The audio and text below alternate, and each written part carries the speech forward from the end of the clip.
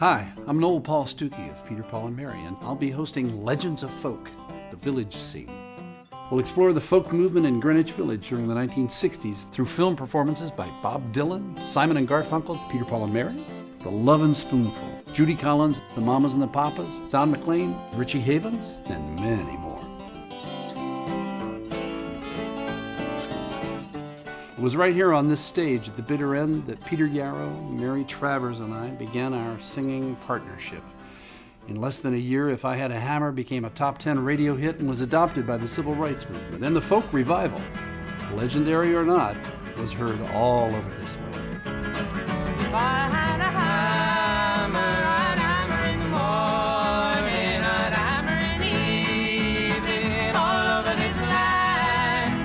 I'd hammer out danger, I'd hammer out a warning, I'd hammer out love between my brothers and my sisters, all over this land. When you sang that song, it was like saying, I am committed to the vision, not only of the civil rights movement, but the vision of what folk music itself is saying.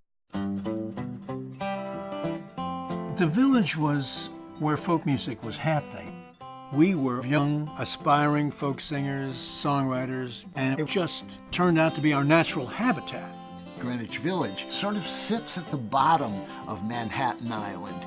And so there's a kind of a little inclusive bubble in those streets that don't match each other. It was very different from the rest of the city. It was low. You could see the sky, and the apartments were quaint. There were a lot of coffee houses. For like a quarter, you could hang out for hours and hours and discuss politics or poetry or music or whatever you wanted. There was definitely a move away from the little suits and gloves and hats. If you were dressing in a bohemian way, you wore beads and sandals and tie-dye. There was a little place called the Folklore Center that just opened on McDougal Street, and the beginning of a few coffee houses and places where people could sing. And the word got out somehow, because within a year or so there's people coming in from all over the United States to sing and to try out their music and make a life out of this. And folk singing seemed to be at the center of it. It was in the early 60s that Bob Dylan came to the village. His desire to meet Woody Guthrie had led him to New York City, where he began to write the topical songs that would impact popular music forever. How many years can a mountain exist before it's washed to the sea? How many years can some people exist before they're allowed to be free? The 60s were turbulent times, and commentary by talented songwriters like Phil Oakes were helping to articulate the concerns of a new and engaged generation. For I stole California from the Mexican land, fought in the bloody Civil War. Yes, I even killed my brothers and so many others, but I ain't marching anymore.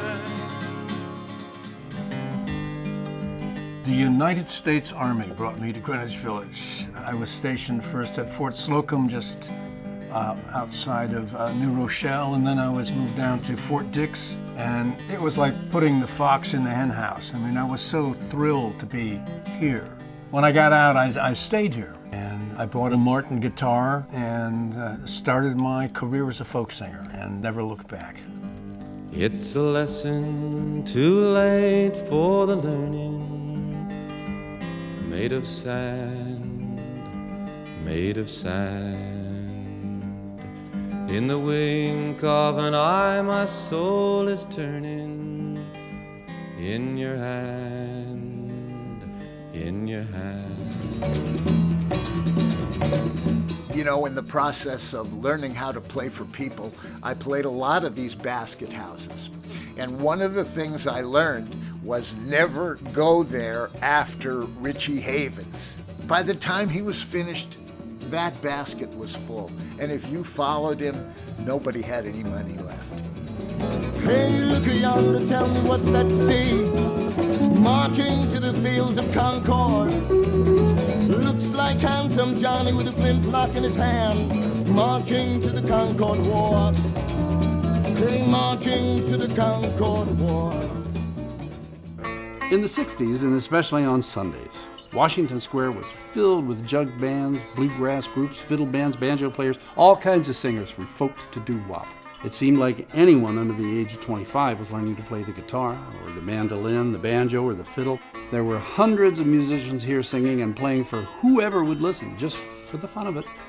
One of the regulars around Washington Square was Maria Muldaur, who eventually became the lead singer for the Jim Kweskin Jug Band.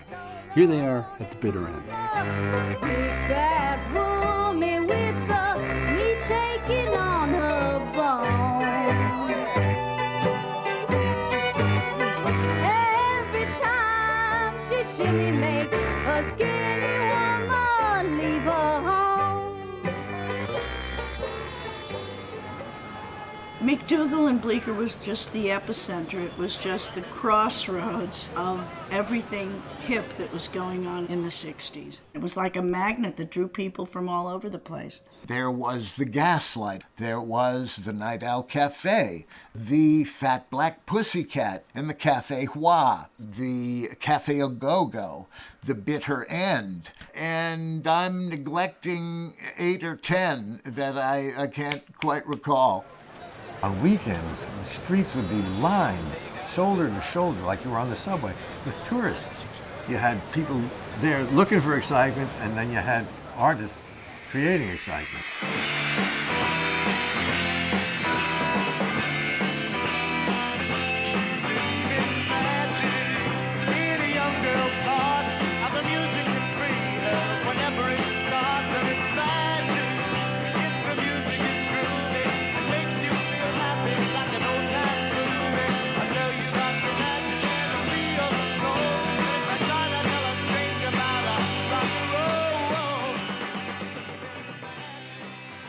At the midway point of the decade, songs of self-discovery infused with poetry became the creative hallmark of Paul Simon and Art Garfunkel.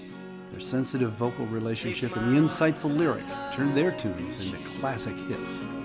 But my words like silent raindrops fell and echoed in the wells of silence. By the close of the 60s, the village-based members of the Journeymen and the Big Three had morphed into a folk rock group, the Mamas and the Papas. Their hit song, California Dreaming, although written in the village, ironically signaled a close to a decade in which Greenwich Village had dominated America's music scene, but was now shifting to the West Coast. All the leaves are brown, and the sky is gray. I've been for a walk on a winter's day. I'd be safe and warm if I wasn't